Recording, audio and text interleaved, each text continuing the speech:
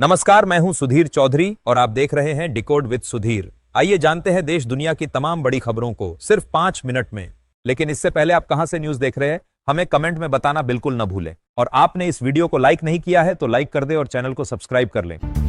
बिहार में आगामी विधानसभा चुनाव को लेकर जदयू अपनी कोर कमेटी की बैठक में 100 से 110 सीटों पर दावेदारी तय कर सकती है। यह निर्णय मुख्यमंत्री नीतीश कुमार की मौजूदगी में लिया जाएगा। कोर कमेटी की सहमति के बाद यह प्रस्ताव एनडीए की राज्य स्तरीय बैठक में रखा जाएगा, जहां आगे की रणनीति तय होगी।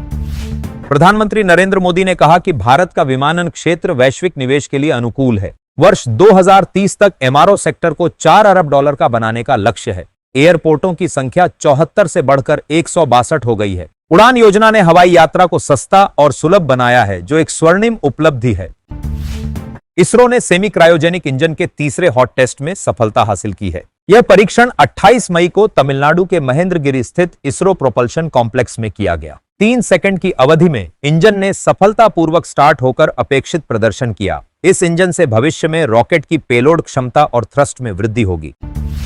प्रधानमंत्री नरेंद्र मोदी बुधवार को ऑपरेशन सिंदूर के बाद पहली बार केंद्रीय मंत्रियों की बैठक की अध्यक्षता करेंगे। यह बैठक पाकिस्तान के खिलाफ सैन्य कार्रवाई की विस्तार से समीक्षा करेगी और सरकार के शासन की प्रमुख विशेषताओं पर चर्चा होगी। मंत्रिपरिषद तीसरे कार्यकाल की पहली वर्षगांठ के कार्यक्रमों में भी भाग लेगी। भारत के विभिन्न देशों में गए प्रतिनिधिमंडलों ने आतंकवाद के खिलाफ एकजुटता का संदेश दिया है। लंदन में रविशंकर प्रसाद के नेतृत्व में प्रतिनिधिमंडल ने ब्रिटेन के समर्थन पर जोर दिया। अल्जीरिया में बैजयंत जयपांडा के नेतृत्व में आतंकवाद के प्रति जीरो टॉलरेंस की बात कही गई। मलेशिया में संजय कुमार झा ने कहा कि पानी और खून एक साथ नहीं बह सकते। सभी प्रतिनिधियों ने आतंकवाद के खात्मे के लिए वैश्विक स्तर पर सहयोग की आवश्यकता पर बल दिया। उत्तर सिक्किम में भारी बारिश से बाढ़ और भूस्खलन की तबाही हुई। लाचुंग और चुंगथांग से 1678 पर्यटकों को सुरक्षित निकाला गया। मंगन जिले में भूस्खलन से 3 जवान मरे और 6 अभी लापता हैं। राहत कार्य में सेना, एनडीआरएफ और पुलिस जुटी हैं। तीस्ता नदी उफान पर है, सड़कें बाधित हैं। संयुक्त राष्ट्र सुरक्षा परिषद में शशि थरूर ने पाकिस्तान और चीन पर आतंकियों को समर्थन देने का आरोप लगाया। उन्होंने कहा कि पाकिस्तान चीन की मदद से हर बार आतंकियों की सुरक्षा करता है। थरूर ने कहा कि इस स्थिति को बदलना जरूरी है और दोनों देशों को परिषद में जवाबदेह बनाना होगा। असम के मुख्यमंत्री हिमंत बिस्वा शर्मा ने पाकिस्तान के ब्रह्मपुत्र नदी पानी को लेकर दावों को खारिज किया। उन्होंने कहा कि नदी का केवल 30 से 35% पानी चीन से आता है, जबकि 60 से 70% पानी भारत की नदियों और बारिश से मिलता है। इसलिए चीन ब्रह्मपुत्र का पानी रोक नहीं सकता।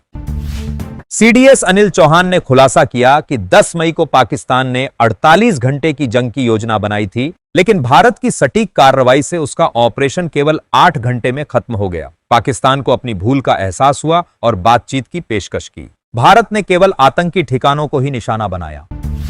कर्नाटक हाईकोर्ट ने कमल हासन को कन्नड़ भाषा पर विवादित बयान के लिए फटकार लगाई। कोर्ट ने कहा, बोलने की आजादी से भावनाएं आहत नहीं करनी चाहिए। हासन ने माफी से इनकार करते हुए कहा कि कन्नड़ भाषा तमिल से उत्पन्न हुई है। विरोध के बीच उन्होंने अपनी फिल्म ठग लाइफ को कर्नाटक में रिलीज न करने का फैसला किया।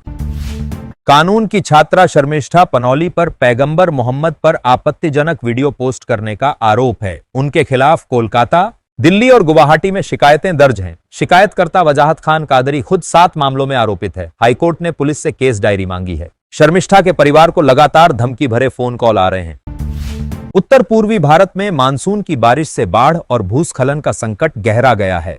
मणिपुर में 10,000 से अधिक घर तबाह और करीब 56,000 लोग प्रभावित हैं। असम में 5 लाख से ज्यादा लोग प्रभावित और 11 मौतें हुई हैं। मिजोरम में स्कूल बंद, यात्राएं स्थगित। प्रधानमंत्री मोदी ने प्रभावित राज्यों को मदद का भरोसा दिया है।